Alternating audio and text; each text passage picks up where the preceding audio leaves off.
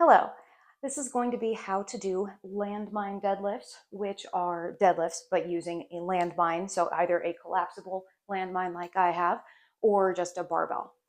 So I'm going to explain this with a handle like this, but if you don't have a handle, that's fine. You'll just do the exact same thing, but just hold on to the end of the bar like in our first demonstrated example. Principles are the same regardless.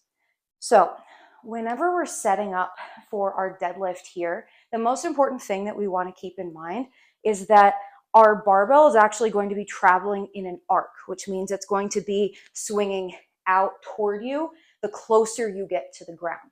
So that is one of the reasons where I like to have this bar, because then I can grab onto it and take my feet kind of in between or like almost, so they're kind of in between these two bars here, and then I have a nice way to grab on.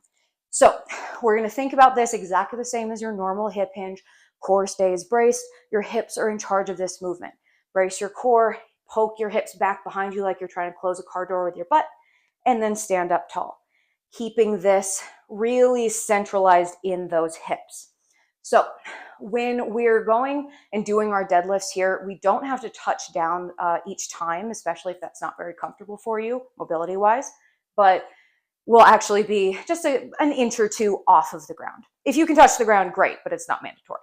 So we're going to go ahead and set up and get ready to pick this guy up. You can feel free to watch me and then try it on your own. So walking up to the bar, having your feet kind of in line, or your shins kind of in line with this bar that you're going to be grabbing onto. You're going to think about bracing your core, hinging your hips back so that you can grab on here. Shoulders press down away from your ears to lock in your lats. Keep everything nice and tight as you use your hips to stand up tall. Now we're ready to start our set. So from here, you're going to keep your core braced as you hinge back and then come up, and hinge back and then come up. Here, I like to keep my hinge back a little bit slower, so I have a nice amount of time to really figure out what I'm feeling and make sure that the muscles that I intend to feel, so my hips and hamstrings, are actually working. Maybe a little bit of core too. You might also feel some arms. Then when you're done, you'll hinge down and just set that guy down, and you're done.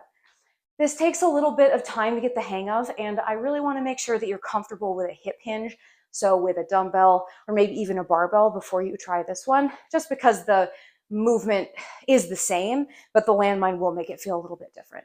If you have any questions, let me know.